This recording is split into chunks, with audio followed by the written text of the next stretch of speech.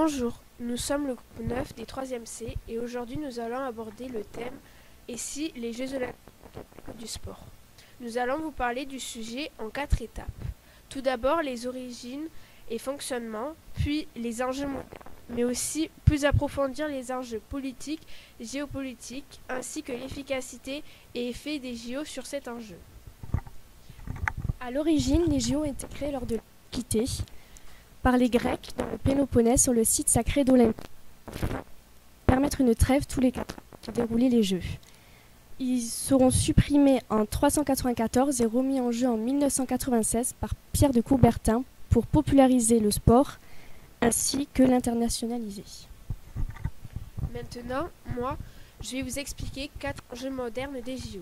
Tout d'abord, l'enjeu économique, avec le tourisme en masse, avec 60 000 emplois dans l'hôtellerie et la restauration notamment, mais aussi avec 11 700 emplois dans la construction avec des matériaux et équipements exprès pour les JO, comme en Savoie, qui a dépensé 1,8 milliard d'euros, majoritairement pour l'équipement, pour tout utiliser un an. Il y a seulement 33% d'aide qui est rentabilisée. Les transports en commun voient le tarif de leur trajet augmenter de façon excessive en 2024. Il y a aussi la politique géopolitique qui a pour but majeur de montrer sa supériorité.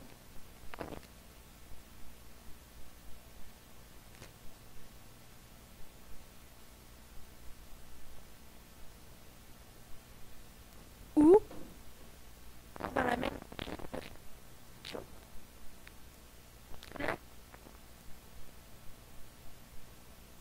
fondamentaux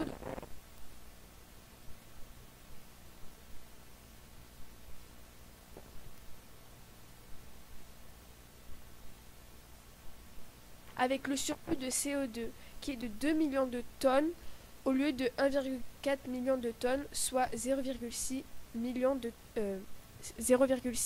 de tonnes de CO2 en trop. Pour finir, nous avons l'enjeu social qui est que cela permet de réunir les différents athlètes ainsi que les différents supporters de tous les pays. Pierre de Coubertin a dit « L'importance n'est pas de gagner, mais de participer ». dirigeons-nous vers l'enjeu politique et géopolitique. Tout comme à l'Antiquité, ils permettent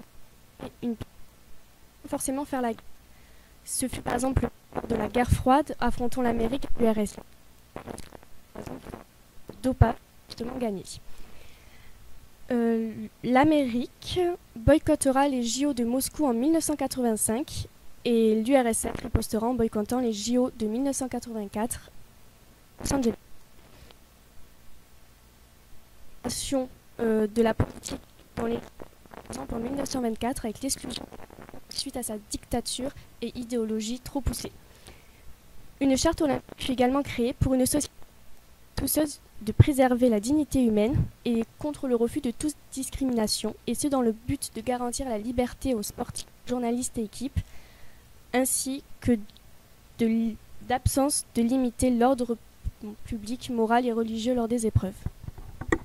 Pour finir sur cet enjeu, je vais vous donner les points positifs qui est que, tout d'abord, cela permet à une région, à un pays, connaissance et les compétences de leur main-d'œuvre et de leurs volontaires. Mais ça permet aussi que les pays s'affrontent, sans violence, tout en montrant sa supériorité.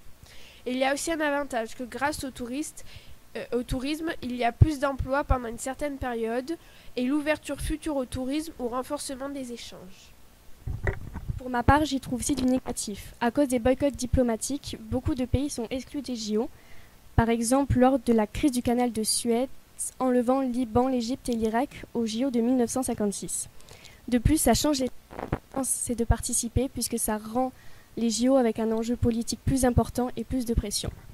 Merci de nous avoir écoutés.